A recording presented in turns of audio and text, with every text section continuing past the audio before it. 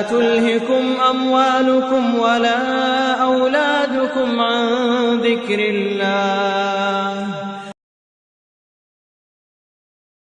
نصلي ونسلم على رسوله الكريم أما بعد فأعوذ بالله السميع العليم من الشيطان الرجيم من همزه ونفخه ونفثه بسم الله الرحمن الرحيم وما آتاكم الرسول فخذوه وما نهاكم عنه فانتهوا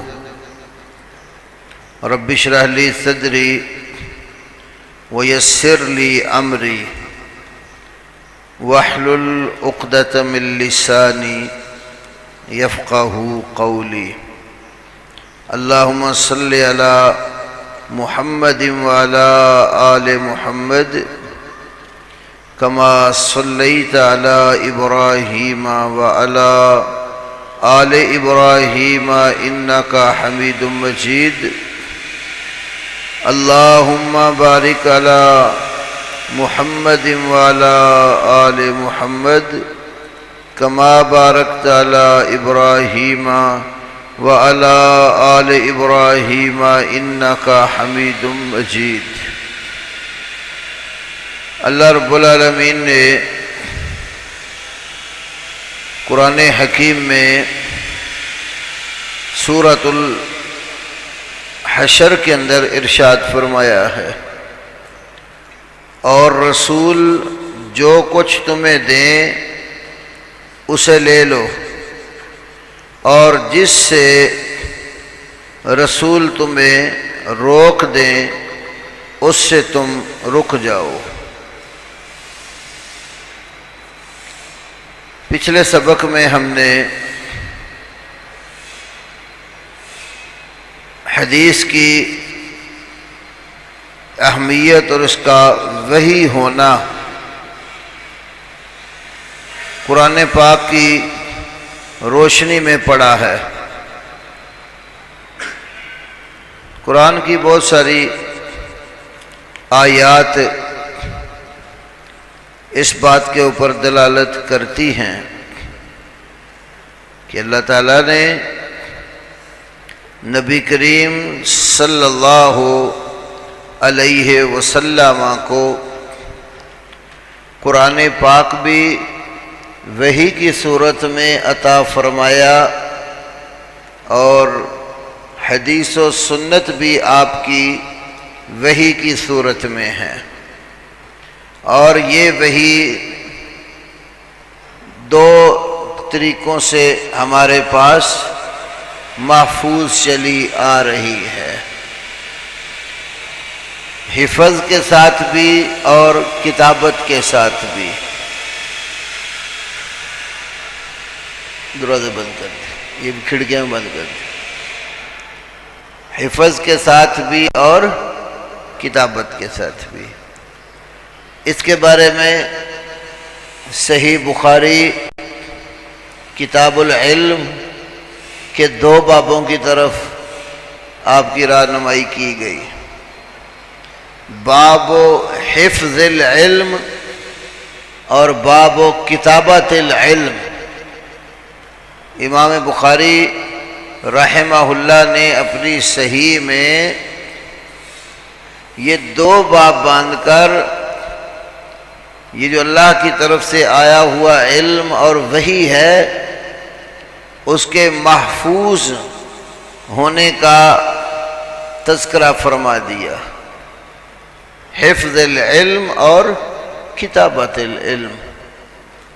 اور یہ انشاءاللہ تعالی جو کتابت العلم والا سبق ہے، ہمارے نہایت ہی واجب الاحترام بھائی فاضل مدینہ یونیورسٹی شیخ زبیر عقیل صاحب اس پر تفصیلی آپ سے بات کریں گے، اس لیے میں اس عنوان میں کی طرف نہیں جاؤں گا۔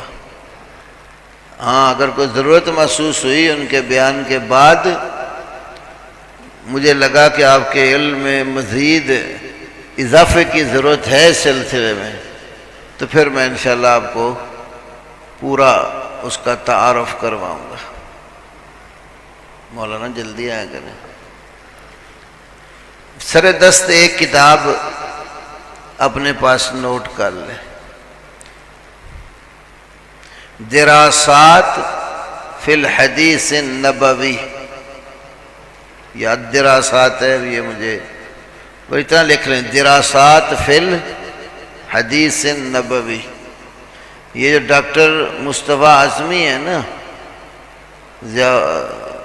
جن کی ابھی الجامع الکامل آئی ہے، ضیاء الرحمن اعظمی، انہوں نے نام اب تبدیل کر لی ہے، نام کوئی اور انہوں نے رکھا ہے۔ بہرحال ڈاکٹر ضیاء الرحمن جو اعظمی ہیں الجامع الکامل والے، ان کی یہ بڑی جاندار کتاب ہے، 2 جلدوں میں ہے، دراسات فی الحدیث النبوی۔ اس کے اندر نا نبی علیہ السلام کے دور سے لے کر ائمہ حدیث کے دور تک جو کچھ لکھا گیا، جو کتابیں ذکر کی گئیں، انہوں نے جمع کر دی، یہ 2 جلدوں میں ہے۔ اس عنوان پر کبھی آپ کو کام کرنا پڑے تو یہ دراسات و جو کتاب ہے یہ آپ کو بہت نفع دے گی۔ اب میں اس لیے نہیں اس کو لا سکتا، آپ کو پتہ ہی کل کتابوں کے ڈھیر جو نا اکٹھے کر دیے ہیں، اب وہاں پتہ نہیں وہ کس جگہ پر پڑی ہوگی، تو پھر یہ بھی ایک آزمائش ہے اللہ کی طرف سے۔ بہرحال حدیث کی کتابوں میں سے، اور آج چند ایک جو اصول حدیث کی کتابیں میں نے یہاں رکھی ہیں، ان میں سے کچھ تعارف آپ کو کروا دوں گا۔ یہ 2 طریقوں سے پیچھے ہم نے بات آپ کے گوش گزار کی کہ حفاظت کی، اور قرآن کا بیان جو ہے قرآن کی آیات سے میں نے آپ کو بتایا کہ اس کی حفاظت اللہ تعالیٰ نے اپنے ذمے لی۔ جیسے قرآن اللہ نے محفوظ کروایا تو اسی طرح قرآن کا بیان بھی محفوظ کروایا۔ تبھی جو میں نے آپ کے سامنے آیت کریمہ پیش کی ہے سورۃ حشر کی، کہ جو اللہ کے رسول تمہیں دیں اسے لے لو، اور جس سے آپ تمہیں روک دیں اس سے تم رک جاؤ۔ یہ آیت کریمہ بڑی عمومیت کا معنی دیتی ہے۔ عام طور پر ہمارے علماء، خطباء، واعظین نبی علیہ السلام کی عمومی زندگی کے حوالے سے اس آیت کریمہ سے استدلال کرتے ہیں۔ سیاق اگرچہ اس کا خاص ہے، جہاد فی سبیل اللہ کے ضمن میں سورۃ حشر کے احکام بیان کرتے ہوئے یہ غنائم اور مال فے کے جو شرعی احکام ہیں اس کے سیاق میں یہ آیت کریمہ ذکر ہوئی ہے، لیکن اپنی عمومیت کے اعتبار سے یہ جہاد فی سبیل اللہ کے ساتھ زندگی کے تمام امور، خواہ وہ عبادت سے تعلق رکھتے ہیں یا معاملات زندگی سے تعلق رکھتے ہیں، ان سب امور میں رسول اللہ صلی اللہ علیہ وسلم کے اوامر و نواہی کی پابندی کا حکم دیتی ہے۔ آیت کے اوپر غور کریں، وَمَا آتَاكُمُ الرَّسُولُ فَخُذُوهُ وَمَا نَهَاكُمْ عَنْهُ فَانْتَهُوا۔ یہ نہا، اس کے مقابلے میں لفظ ہے آتا اس آیت کے اندر، تو نہیں جو ہوتی ہے وہ کسی کام کی حرمت پر دلالت کرتی ہے۔ شریعت جس کام سے روک دے تو اس کام کا ارتکاب کرنا حرام کا ارتکاب ہے، اور امر وجوب کے لیے آتا ہے، الا یہ کہ امر یا نہیں کے لیے کتاب و سنت میں کوئی ایسا قرینہ موجود ہو جو اس کو حرمت یا وجوب سے نکالتا ہو تو پھر دوسرے معنی کی طرف جائیں گے، ورنہ امر وجوب کے لیے اور نہیں تحریم کے لیے ہوگی۔ تو یہاں پر نہاکم جو فرمایا تو اس کے مقابلے میں لفظ آیا آتاکم، تو نہیں کے مقابلے میں امر ہوتا ہے، تو معنی یہ ہوا وما آتاکم الرسول، یعنی وما امرکم الرسول فخذوہ، یہ اس کا معنی بنے گا۔ رسول جو تمہیں حکم دے وہ مانو، رسول جس سے روکیں اس سے رک جاؤ۔ اب یہ ما کا لفظ عربی زبان میں عمومیت کا معنی دیتا ہے۔ حنفی اصول میں بھی نور انوار وغیرہ میں یہ ملے گا من و ما اصلہما العموم، من و ما اصلہما العموم، من اور ما کا اصل معنی عمومیت کے لیے ہوتا ہے۔ اب عموم کی تخصیص وہ کسی دلیل کے ساتھ آ جائے تو جس کی تخصیص آ گئی وہ عموم سے خارج ہو گیا، باقی افراد اپنے جو ہے نا اسی طرح عموم پر قائم رہیں گے۔ اللہ اکبر۔ من و ما، عام طور پر من علماء نحات جس کو ذوی العقول کہتے ہیں ان کے لیے استعمال ہوتا ہے، اور ما غیر ذوی العقول کے لیے استعمال ہوتا ہے، لیکن بسا اوقات من اور ما اس کے اپوزٹ بھی استعمال ہو جاتے ہیں۔ عام طور پر بریلوی حضرات کہتے ہیں انکم وما تعبدون، یقیناً وہ تم اور جن کی تم پوجا کرتے ہو من حسب جہنم، وہ جہنم کے ایندھن سے ہوں گے۔ کہتے ہیں انکم وما تعبدون، یہ ما ذوی العقول کے لیے نہیں آتا، یہاں سے پتھر کے بت اور درخت وغیرہ مراد ہیں، ولی مراد نہیں ہیں، نیک لوگ مراد نہیں ہیں، چونکہ وہ ماں کے معنی میں نہیں آتے۔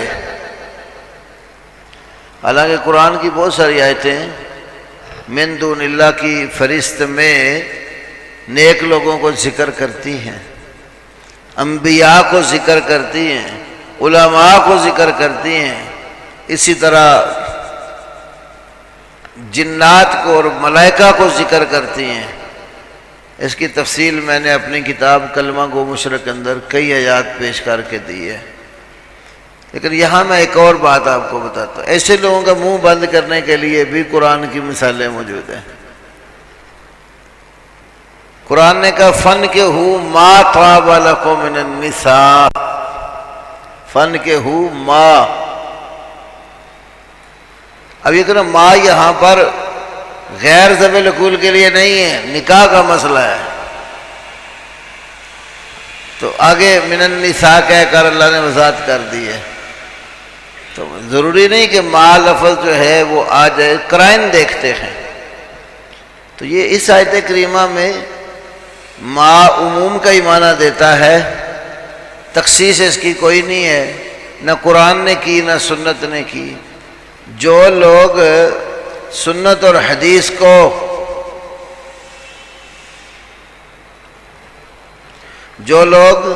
سنت اور حدیث کو مانتے ہی نہیں ہیں، ان سے پوچھا جائے کہ وما آتاکم الرسول، کیا مفہوم لیتے ہیں پھر اس کا آپ؟ قرآن نے تو عام رکھا، جو کچھ رسول تمہیں دے وہ لے لو، جس سے رسول تمہیں منع کرے اس سے منع ہو جاؤ۔ تو رسول کی منہیات اور اوامر کدھر ہے؟ وہ ہمیں کوئی قرآن کی آیت پڑھ کر بتاؤ، کیونکہ حدیث تو مانتے ہی نہیں ہیں۔ قرآن کی آیت پڑھ کر بتاؤ کہ قرآن نے کہاں بتایا کہ یہ وہ اوامر ہیں جن کا رسول نے تمہیں حکم دیا ہے، اور یہ نواہی ہیں جس سے رسول نے تمہیں منع کیا ہے۔ صحابہ اس آیت کے عموم میں نبی پاک صلی اللہ علیہ وسلم کی بیان کردہ منہیات کو داخل سمجھتے تھے۔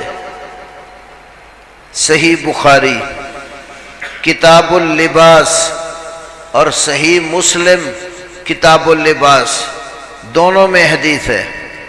امام بخاری رحمہ اللہ 6 مرتبہ یہ حدیث صحیح بخاری میں لائے جو میں ابھی آپ کے سامنے بیان کرنے لگا ہوں۔ کتاب اللباس صحیح بخاری میں امام بخاری علیہ رحمہ نے باب باندھا ہے، ہاں یہ کتاب التفسیر میں، یہ حدیث کتاب اللباس میں بھی ہے، جہاں سے اب میں پڑھنے لگا ہوں یہ کتاب التفسیر ہے۔ وَمَا آتَاكُمُ الرَّسُولُ فَخُذُوهُ، یہ عنوان قائم کیا امام بخاری نے، آیت کریمہ کو بطور عنوان اور مضمون کے امام بخاری نے ذکر کر دیا، جو کچھ رسول تمہیں دیں لے لو، یہ باب باندھا۔ اب اس کی تفسیر میں حدیث لا رہے ہیں۔ یہ حدیث امام بخاری علیہ رحمہ عبداللہ ابن مسعود رضی اللہ عنہ سے لائے،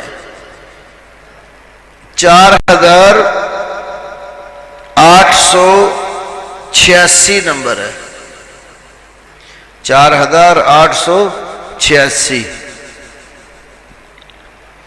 ابن مسعود نے کہا لعن اللہ الواشمات والموتشمات، اور بعض روایت میں ہے والمستوشمات والمتنمصات والمتفلجات للحسن المغیرات خلق اللہ، اللہ کی لعنت ہو جسم گود کر ان میں نیل بھرنے اور بروانے والیوں پر۔ آج کل بھی یہ ہوتا ہے، سوئی کے ساتھ جو کوئی لکھائی کرنی ہوتی ہے نا، جسم کے اوپر لکھتے، اس کے اندر پہ نیل یا سرما بھر دیتے ہیں، اور وہ پورے کا پورا وجود میں ثبت ہو جاتا ہے۔ اب وہ صاف کرنے سے صاف نہیں ہوتا، جلد کا سمجھو اندر ایک رنگ بن جاتا ہے پورا، اس کو اتارنے کے لیے جلد ہی کاٹنی پڑتی ہے، ویسے نہیں وہ اترتا۔ یہ کام پرانے دور میں بھی تھا اور اس دور میں بھی ہے، مرد بھی کرتے ہیں کئی اور عورتیں بھی کرتی ہیں۔ بہت سارے پہلوانوں کو آپ دیکھیں گے، انہوں نے وہ ٹیٹو بنائے ہوتے ہیں جسم کے اوپر۔ کبڈی کے پلیئر ہیں تو انہوں نے بھی ایسا کیا ہوا ہوتا ہے۔ ڈرائیور کنڈکٹر حضرات، یہ برادری جو ہے یہ بھی اس کے بڑے شوقین ہوتے ہیں۔ اور سرحد میں خواتین کے اندر بھی یہ چیز موجود ہے۔ پنجاب میں تو نہیں ہے، خال خال شاید کوئی نظر آئے، لیکن سرحد میں خواتین کے اندر یہ صورتحال بھی موجود ہے۔ تو فرمایا کہ ایسا کام کرنے اور کروانے والی عورتوں پر لعنت ہو۔ والمتنمصات، چہرے کے بال نوچنے والیوں پر۔ غریب الحدیث کے نام پر جتنی کتب ہے نا، جیسے النہایہ فی غریب الحدیث والعثر ابن اسیر الجزری کی، الفائق علامہ زمخشری کی، غریب الحدیث ابن قتیبہ دینوری کی یا دینوری کی، تو یہ اور اس عنوان کی جتنی کتب ہیں ان میں آپ دیکھیں گے تو نامسہ اور متنمسہ اللاتی تنتف الشعر عن الوجہ، وہ بی بی جو چہرے سے اپنے بال اتارتی ہے، تھریڈنگ کرتی ہے، اس پر بھی لعنت۔ ہاں، اگر کسی عورت کو ایام ماہواری کی پرابلم آ جائے، صحیح نہیں آ رہی، بدل بدل کر وقفے سے دور دراز وقفے قیدہ پڑ جاتے ہیں، نہیں آتے، تو اس کی وجہ سے چہرے کے اوپر بھی غیر فطری بال نکلنا شروع ہو جاتے ہیں، مثلا داڑھی آنا شروع ہو جاتی ہے، مونچھوں کے بال آنا شروع ہو جاتے ہیں۔ یہ داڑھی یا مونچھ یہ مرد کے لیے ہے، عورت کے لیے فطری طور پر نہیں ہے، لیکن بعض اوقات جسم میں کچھ مرض لاحق ہونے کی وجہ سے انسان جو ہے نا وہ خاتون کو بال اگاتے ہیں۔ تو نسائی میں اسی حدیث کے اندر جو واصلہ اور مستوصلہ والی ہے، لفظ یہ بھی ہیں الا من دائن، ہاں بیماری کی وجہ سے آ جائے تو وہ مستثنا ہے،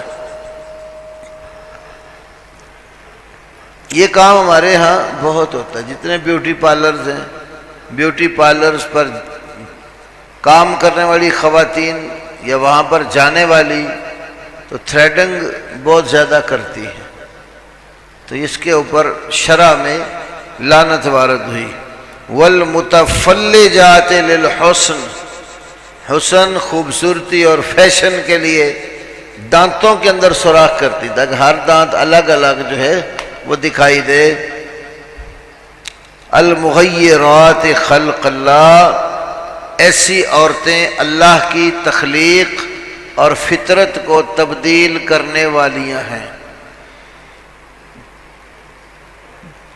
فبلغ ذلك امرأة من بنی اسد، یہ بات قبیلہ بنو اسد کی ایک بی بی کے پاس پہنچ گئی. فقالت، اس نے کہا، تو بی بی کو ام یعقوب کہا جاتا تھا، تو ام یعقوب جو ہے کہنے لگی، انہ بلغنی انک لعنت کیتا و کیتا، مجھے بلا شبہ یہ بات پہنچی ہے کہ تو نے ایسا ویسا کام کرنے کے اوپر لعنت ذکر کی. فقال، تو ابن مسعود نے کہا، وما لی لا العن من لعن رسول اللہ صلی اللہ علیہ وسلم، مجھے کیا ہو میں ایسی عورتوں پر لعنت نہ کروں جن پر لعنت رسول اللہ صلی اللہ علیہ وسلم نے کی. وَمَنْ هُوَ فِي کتاب اللہ، ایسے افراد پر جو میں لعنت کر رہا ہوں نا تو کتاب اللہ میں موجود ہے. اب وہ عورت کتاب اللہ تو پڑھی ہوئی تھی، جس طرح ہمارے ہاں کئی لوگ پڑھے ہوتے ہیں، لیکن وہ فہم اور بصیرت گہرائی والی نہیں ہوتی، سرسری نظر سے. تو کہتی ہے، لقد قرأت ما بین اللوحین فما وجدت فیہ ما تقول، دو تختیوں کے درمیان جو کتاب کا نسخہ ہے میں نے اس کو پڑھا ہے، جو تم کہہ رہے ہو نا بات، یہ اس میں نے نہیں پائی. اب صراحتاً تو قرآن میں کہیں نہیں لکھا ہوا نا کہ ایسا کام کرنے والی عورتوں پر لعنت ہو. ابن مسعود نے کیا کہا، وفی کتاب اللہ، تو وہ اللہ کی کتاب میں موجود ہے. تو جب اس نے کہا نا جو بات آپ کہہ رہے ہیں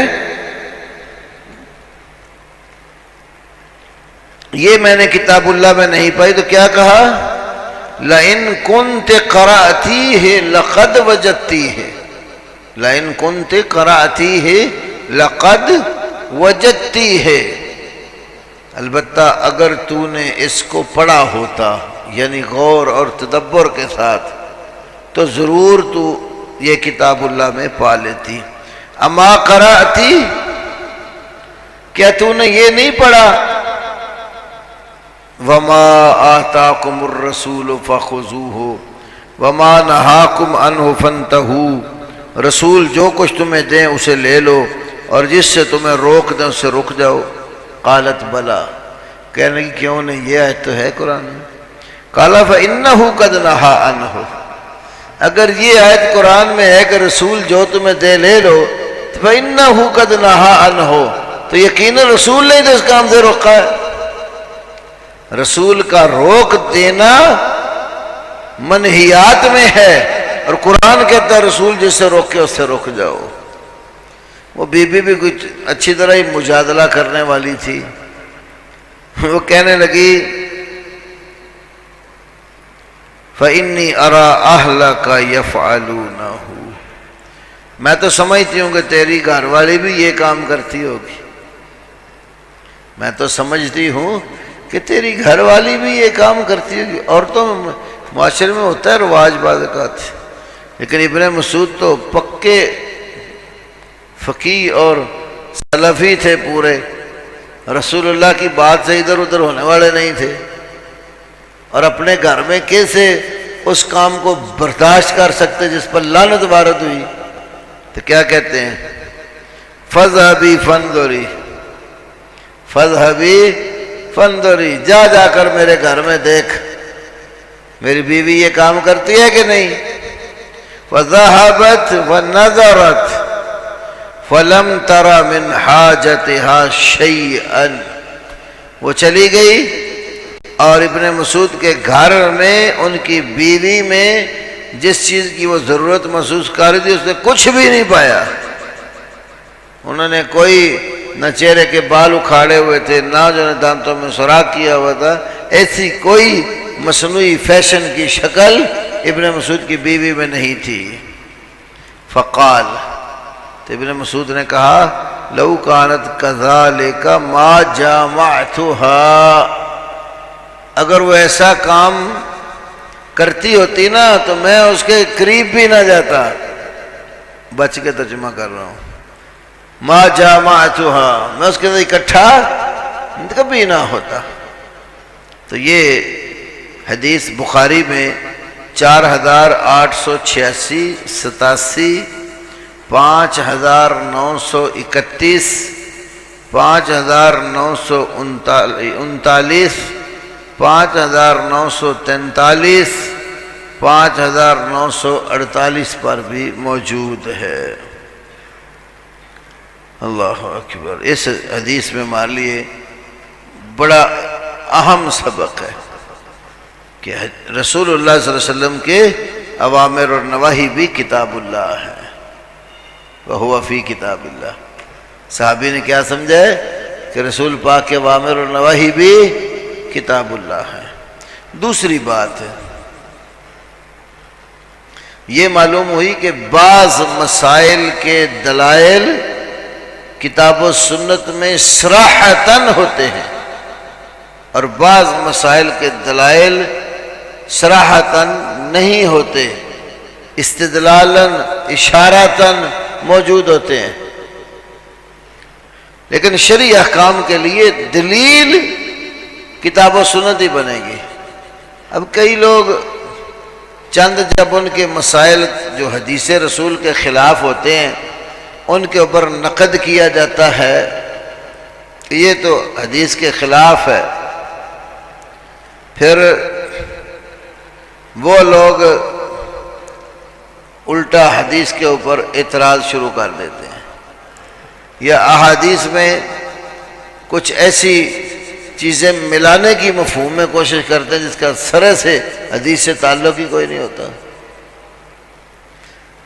ہمارے برصغیر پاک و ہند میں جو ہمارے احناف بھائی ہیں ان کے اندر یہ بیماری بہت موجود ہے۔ رسول اللہ صلی اللہ علیہ وسلم کی جب کوئی بات کی جائے اور ان کے پاس اس کے بارے کچھ نہ ہو یا ان کا عمل اس حدیث کے خلاف ہو جائے،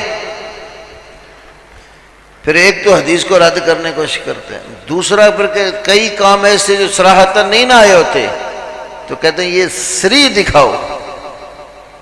حالانکہ ہمارا دعویٰ یہ نہیں ہے کہ ہر مسئلہ ہی کتاب و سنت میں صریح ہوتا ہے، بلکہ بعض مسائل صریح اور واضح اور نص سے ثابت ہو رہے ہوتے ہیں اور بعض مسائل غیر صریح ہوتے ہیں، وہ استدلال کر کے ان کی اہمیت شرعی بیان کی جاتی ہے۔ تو ہمارے ہاں استدلال بھی جائز ہے اور صریح صراحت ہو اس سے زیادہ واضح بات ہوتی ہے۔ یہ ہمارا کبھی بھی دعویٰ نہیں رہا نہ ہے کہ ہر مسئلہ ہی صریح ہوتا ہے، کچھ مسائل صریح ہوتے ہیں اور کچھ غیر صریح۔ دوسرا نقطہ معلوم ہوتا ہے کہ صحابہ کرام بھی کتاب و سنت کی نصوص سے استدلال کر کے مسئلہ حل کرتے تھے۔ جیسے یہاں واشمہ، مستوشمہ، متنمسہ، متفلجہ، یہ جو بیبیاں ہیں ان کے بارے میں جو حدیث بیان کی ہے، جب اس نے کہا کہ یہ تو اللہ کی کتاب میں نہیں ہے تو پھر اس آیت کی طرف توجہ دلائی، استدلال کیا اس سے، تو استدلال کے ساتھ بھی مسئلے حل ہوتے ہیں۔ الحمدللہ اہل الحدیث استدلال کے بھی قائل ہے۔ یہ صحیح بخاری جو میرے سامنے پڑھی ہے، صحیح بخاری بہت سارے اصولی اعتقادی اور فقہی مسائل پر مشتمل ہے، اور امام بخاری رحمہ اللہ نے بہت ساری حدیث سے استدلال کر کے باب باندھے ہیں۔ تو یہ استدلال کرنا نص سے،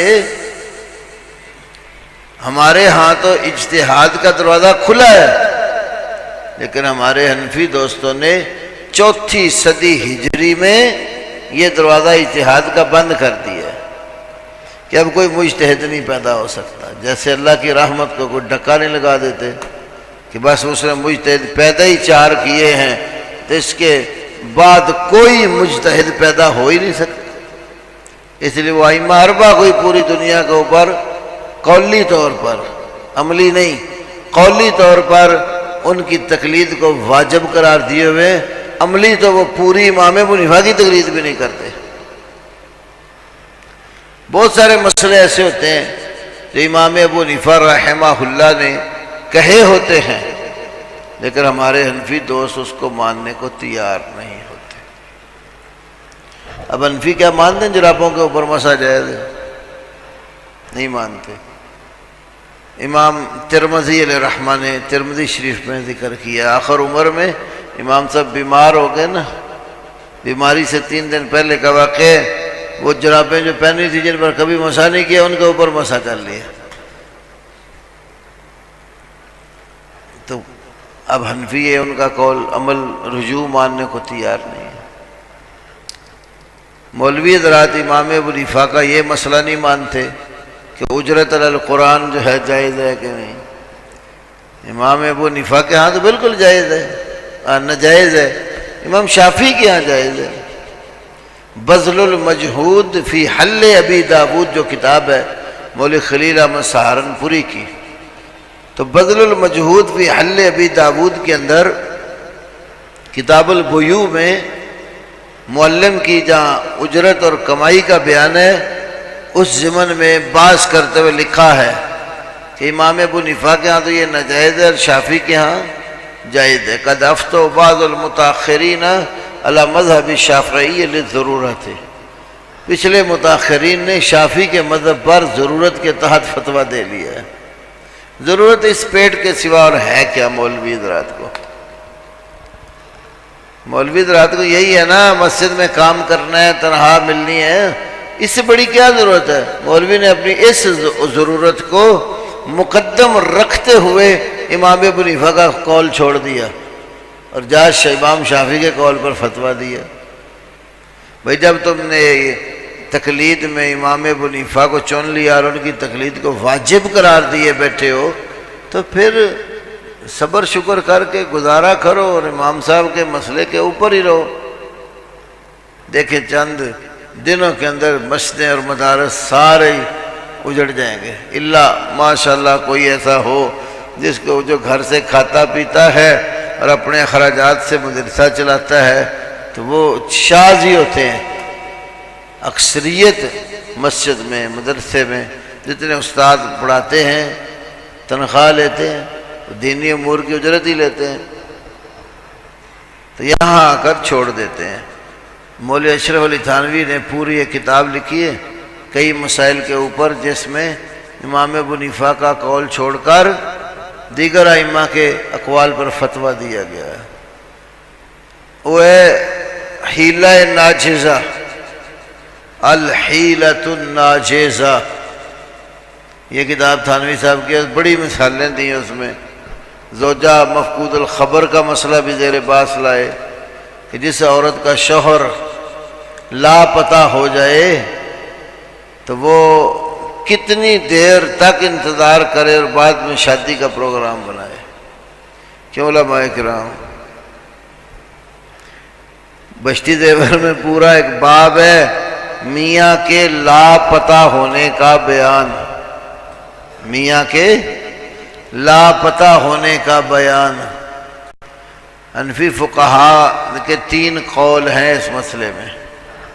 ایک یہ ہے کہ اس آدمی جو فوت ہوا ہے نا تو اس کی عمر 90 برس تک پہنچ جائے، اور دوسرا قول 120 سال تک پہنچ جائے۔ تیسرا قول یہ ہے کہ اس کی ہم عمر سارے بندے مار چکے ہوں، وہ اکیلا ہی باقی ہو، پھر اجازت دی جائے گی کہ یہ شادی کر سکتا ہے۔ بھئی اتنی دیر تک وہ بوڑھی نہیں ہو کہ مر نہ جائے گی، 90 برس 120 برس کے بعد اجازت ملے، یہ کون تشفیقی حل ہے؟ امام بخاری رحمہ اللہ جو قرآن اور حدیث کے ساتھ مسائل حل کرتے ہیں، انہوں نے صحیح بخاری میں اس مسئلے کا حل کر دیا۔ ایک دفعہ مولانا ارشاد اللہ قصری حفظہ اللہ سے میں نے سنا، وہ اسلامی نظریاتی کونسل کے ممبر تھے، تو کہتے ہیں اس وقت تقی عثمانی صاحب چیئرمین تھے، تو یہ مسئلہ زیر بحث آ گیا کہ کیا سفارشات گورنمنٹ کو پیش کرنی چاہیے کہ اس سلسلے میں کیس آ جائے تو کیسے حل کرنا ہے؟ تو حنفی جتنے تھے سارے کہنے لگے بھئی وہ 4 سال تک مقرر کرو۔ وہ چونکہ امام مالک کا قول ہے نا 4 سال والا، تو مالک کے قول کو قانون بنانے لگے۔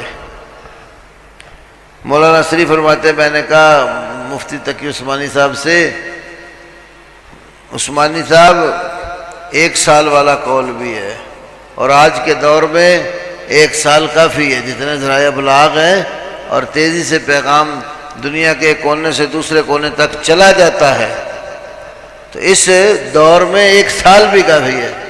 کہتے ہیں یہ قول کدھر ہے؟ تو کہتے ہیں میں نے کہا صحیح بخاری میں ہے۔ کہتے ہیں لاؤ بخاری لائی گئی، کہتے ہیں کھول کے آگے رکھا میں نے۔ کہتے میں نے کہا آج کے دور میں الیکٹرانک میڈیا، پرنٹ میڈیا، اس کو آپ استعمال کریں تو یہ بات 1 سال تک اعلان ہوتا رہے تو دور دراز خطوں میں پہنچ جاتی ہے۔ نیٹ جہاں گیا آپ کا پیغام بھی وہاں جا سکتا ہے۔ تو کہتے ہیں بخاری لا کے جب دیکھا پڑھا انہوں نے، تو انہوں نے پھر کہا ٹھیک ہے یہ بات صحیح ہے، اسی کو قانون بناؤ۔ وہ 1 سال والی بات پر متفق ہو گئے۔ تو اس طرح کی بہت ساری مثالیں ہیں۔ تو اس حدیث سے ہمیں یہ بات معلوم ہوئی کہ کتاب و سنت کی نصوص سے استدلال کرنا بھی جائز اور درست ہے۔ تاریخ بغداد میں ایک واقعہ ہے کہ کچھ طالب علم قسم کے لوگ بیٹھے ہوئے تھے، ایک عورت آگے اس نے کہا کیا حائضہ عورت میت کو غسل دے سکتی ہے؟ وہ طالب علم سارے چپ، ایک دوسرے کو دیکھنے لگے، کوئی حدیث یاد نہیں آ رہی۔ اتنے میں امام ابو ثور آ جاتے ہیں۔ تو امام ابو ثور کی آمد پر اللہ اکبر کہا جاتا ہے کہ یہ ابو ثور آگے یہ مسئلہ حل کریں گے۔ جب امام ابو ثور آگے نا تو انہوں نے مسئلہ پوچھا، انہوں نے کہا ہاں غسل دے سکتی ہے۔ انہوں نے کہا کیسے دے سکتی ہے، کون سی حدیث ہے؟ انہوں نے حدیث پر کہا، انہوں نے کہا اللہ کے نبی نے عائشہ سے کہا تھا مسجد سے چٹائی پکڑاؤ، تو کہنے لگی میں تو حائضہ ہوں۔ فرمایا ان حیضتک لیست فی یدک، یقیناً تیرا حیض تیرے ہاتھ میں نہیں ہے۔ تو چٹائی ہاتھوں سے جا کر پکڑانی، پکڑا دی۔ تو معلوم ہوا اللہ اکبر سبحان اللہ، استدلال محدثین حدیث سے بھی اور قرآن سے بھی کر کے مسائل حل کرتے تھے۔ تو انہوں نے کہا کہ جب حیض ہاتھ میں نہیں ہے تو غسل ہاتھوں سے دینا ہے تو ممانعت کیا ہے؟ تو ان حیضتک لیست فی یدک۔ اس طرح کی بہت ساری آیات اور حدیث ہیں، چند ایک میں آپ کے گوش گزار کروں گا، پھر انشاءاللہ دوسری